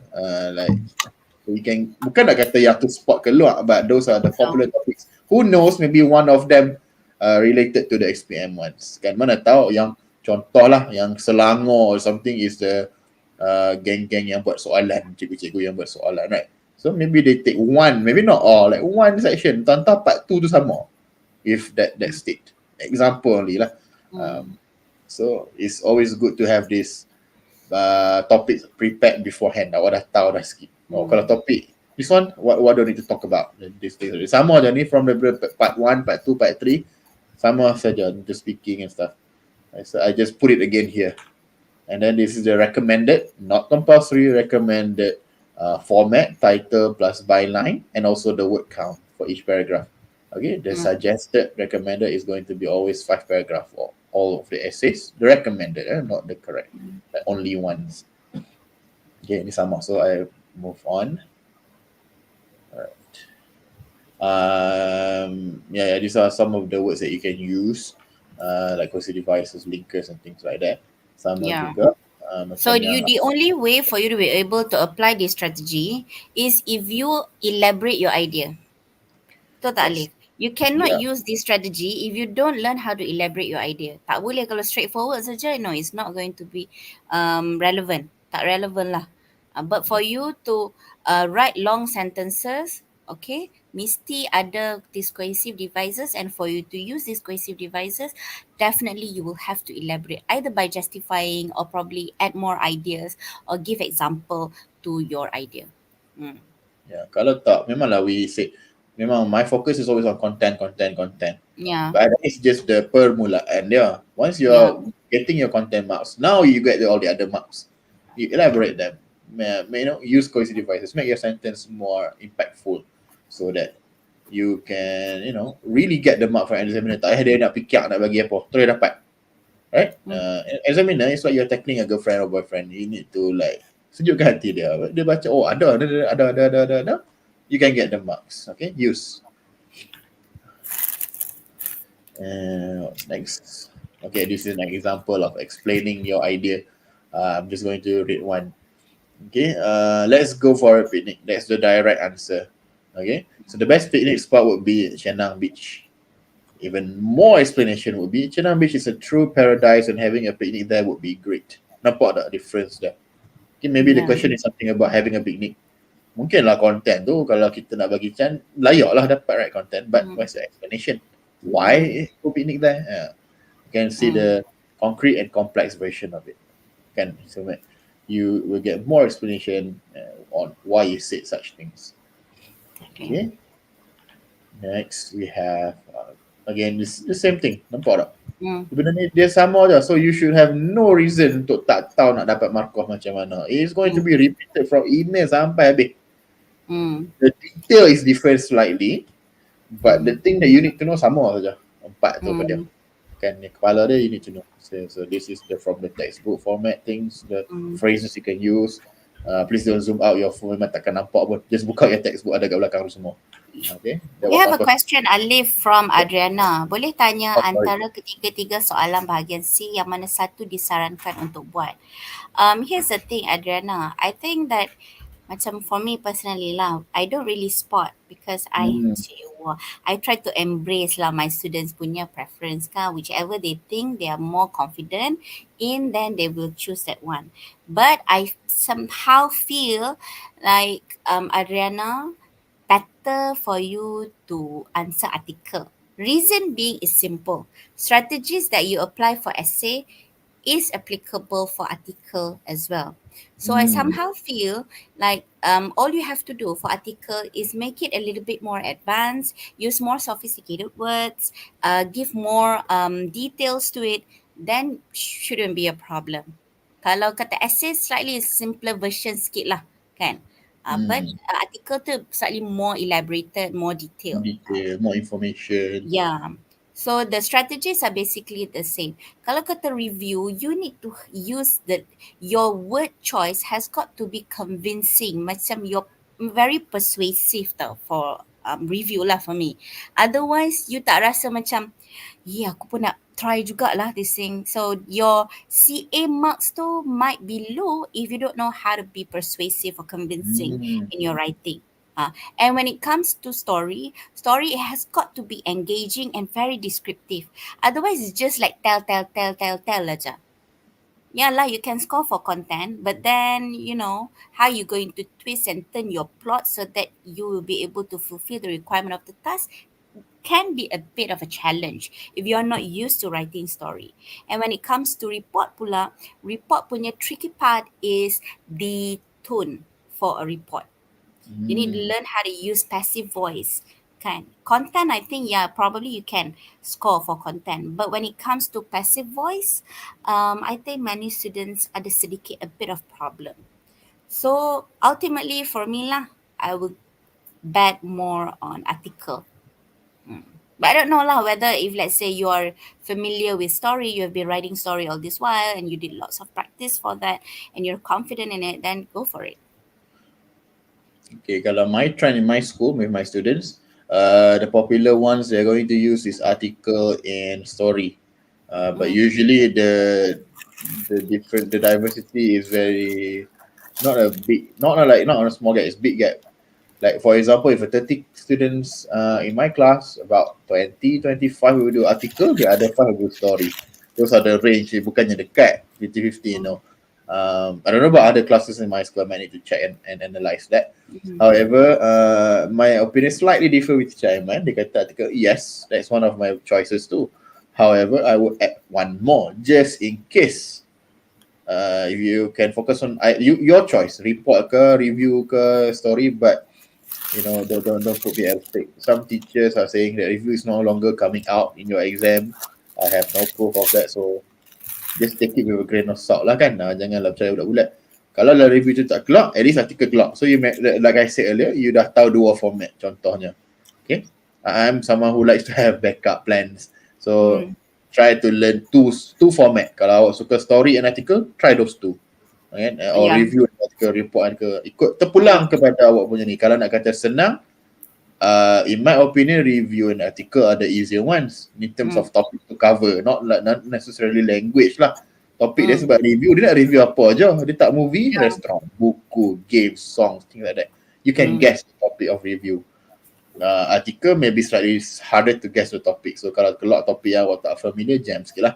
However, in terms of the content, dua tu senang daripada story. Kalau awak ni tak banyak membaca, trust me, your story sucks. Okay, I've read so many stories, saya tak shock pun nak baca. I read lots of books juga during your age. So, minta maaf lah, I'll be frank. So, it's boring, it doesn't make sense. Doesn't count all your grammatical errors lagi. Oh, dia ni cakap apa dia ni, aku nak bagi markah kata. Those are the problem of writing story. But if you are someone who reads a lot, you have a lot of ideas, knowledge, vocabulary, story lagi senang. Yeah. If you're in that category. Actually, yeah. But the problem is many students, okay, kan? If let's say last time apa? V yang apa? Forgot. Oh yeah, forgot V look into the mirror macam tu kan? Yes, yes. So nak fulfill the first requirement, the second content point pun dah 1.5 page already. Yeah, because what happened during the recovery or something kan, macam dah jauh dah.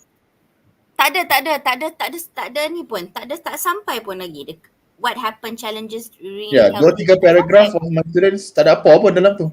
It's just pro planning aja lah for me when it comes to story ni, if you don't do enough practice. So Adriana, think about what is it that you want to try. What is your biggest strength? What's your strength? Play to your strength. Yeah. Jangan ikut kalau saya cakap story senang, apa story. No. Ikut your Yeah. I'll never like force people to do one unless if you're very very weak student, mungkin I terpaksa ask you apa this format or template or something like that to just save you from writing an empty paper to the examiner. Free duit, jangan bagi free duit ke orang. Alright, make them earn it. I used to mark the KBSM one. I earn like maybe 10% of it free marks. Don't give me free money like that. Make me work for it. Tanda. So boleh lah. Okay. Ultimately, read a lot, Adriana, so that you can get ideas from there. It's already it's already 9:45. Oh yeah, I need to focus and finish out the article, but I have extra thing for the trial, the recent trial. Okay. This is just the general ones. Before you start writing, decide, note down, organize. These are the general ones. Sama aja. I skip through this a bit. You need to obviously plan your essay. Mana-mana essay pun kena ada plan lah. Nak tulis apa dulu. Okay, nak jawab macam mana. Okay, these are the things. Ini sama. Okay, nothing different about this. The paragraph 1 introduction, paragraph 5 conclusion, 2, 3 and 4 are your ideas. Menjawab soalan tadi tu. Okay. These are how you can, seperti itu lah. When you want to like summarize something, you can simple ones you can use all in all to sum up. In short, when you want to summarize something up. Okay, tapi ada earlier tadi in my slides ada yang some of the better phrases to use for conclusion. Boleh pakai juga. Alright.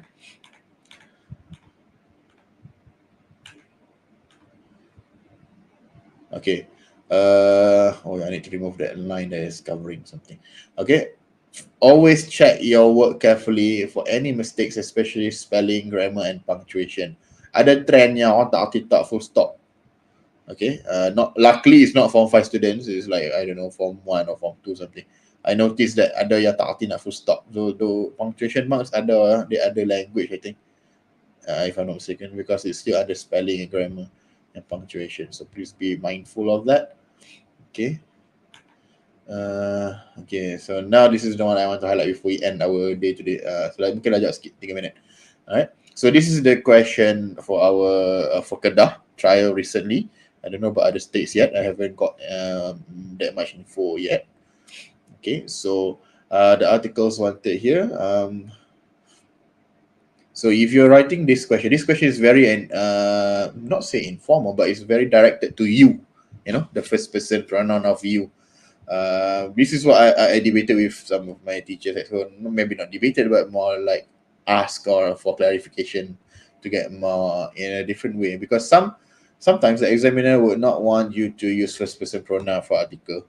Depends. Okay, maybe that year examiner lembaga kata tak boleh pakai first person pronoun like I, me semua tu, so that it will look informal. So how do we reduce that? Okay, soalan ni sangat-sangatlah directed to you as a personal question and as a first person punya question. So macam mana you nak reduce the use of I tu, perkataan I tu. Okay, this is quite important because there are two ways for this. Okay, kalau dia tak bagi, dia katalah tahun tu dia strict, nanya awak. So what are you going to do? So what if I ask a rhetorical question to myself? You're not allowed to use first person pronouns. Just in case lah, tak patut pakai. This was debatable. It was very hot issue in my school earlier. So one of the things you can do is always using passive voice. You learn this in your textbook, indirect speech, passive voice. Okay, so instead of saying, kata yang soalan tadi kan, yang genuine friend tu, I admire Sarah for her kindness and loyalty. What you could have said to, you know, in a different way is, Sarah is admired for her kindness and loyalty. It's just in case you want to try to remove the I to make it slightly less, you know, first person pronoun. And then another way to say, you can refer your friendship collectively. Okay, now I see our friendship growing stronger every day or something. Itu the normal way of saying it. Maybe you can say the friendship expected to grow even stronger over the years. Contoh, this is an example. Okay. Other examples I have for this section, I will ask you to bercelah before we end about this part. So you can always focus on the friend's action. She has always been there for me. This is normal. I see this sentence everywhere in the marking right too. Okay, Sarah has always provided unwavering support in times of need, for example. Okay, the way you direct your speech indirectly, terbalik kan dia. Okay. Highlight the mutual bond. We make an effort to stay in touch regularly. Efforts are made to stay in touch regularly through phone calls or meetups. Okay. Ini cara-cara dia lah. Anything else?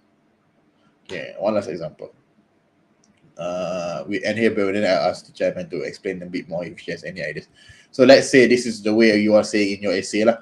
I have always valued Sarah for loyalty and kindness. She means a lot to me because she has supported me through tough times. Contoh ayat awak dalam satu section tu lah.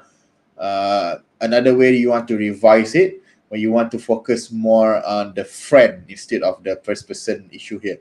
So Sarah is valued for her loyalty and kindness. Her support through challenging times has made the friendship deeply meaningful. Contohnya lah. And you are using indirect speech in this way. The passive voice. Okay, so these are one way for you to avoid using first person pronouns due to whatever reason awak perlu elakkan lah. Just in case the question macam mana, because I heard from examiners ada yang kata, oh, you cannot use I, you might get penalized in terms of your organization or language, I forget. In terms of format, I think so. Format should be organizational marks. So these are one way that I have, strategize untuk awak dapat juga markah kot penuh awal. Alright, Teacher Aiman, you have anything to add on for this last new bit? I think this is a wonderful example. Aku pun macam alright, I should give this to my students as well. Sure. Okay. Because it's a good practice lah, kan? It can be applicable for report as well, passive voice. Yes. Good, nice one. passive voice memang for report is the main use kan. Yeah. However, because our recent Kedah trial, I tak tengok lagi the other states, sorry, memang soalan ni a bit hot lah dalam sekolah. In my school they were discussing, ada exhibitor tak boleh guna I, but many students are using I, how do we change it? Okay, this is one of the ways that we discuss. So yalah, just in case, because I'm not in control of examiner in terms of, especially in lembaga UMI kan, nak pergi kata ni betul cara ni betul, no. So you prepare beforehand. Kalau dia keluar macam tu, how do you tackle it? How do you avoid losing marks? Nak tukar tak boleh lah. You already submitted your essays. So this is the way for you to, circumvent all these issues. Kalau lah tak boleh pakai soalan tu terlalu personal. Usually article like very, general questions like write an article about a place of natural beauty in Perlis 2023, right? So I did this in my class last week or something. So boleh lah awak pakai, the place of natural beauty is Langkawi ke, you can explain tak pakai I pun, right, in your article. But if the question is like this, very personal question, so how do you tackle it? This is one of the ways, not the only way, one of the ways that I think is suitable. Okay, I don't think we have time for review, report, and story, unfortunately. But yeah, article is one of the easier things that you can focus on. Our admin is going to wrap up soon. Okay, Teacher Evan, last words. Okay.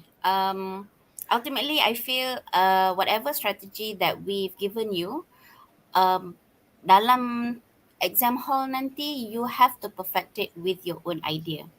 Having all this strategy for intro, useful phrases and whatnot, but then if you don't couple and pair it with your own idea, good idea, then dia akan jadi cantik and then disappointed at the end. You build up hopes for examiner ni kan, cantiknya, these useful phrases, okay, correct, use vocab for cohesive device pun betul, and then when you pair it with your idea, but then tak sampai kat situ, a bit disappointing lah.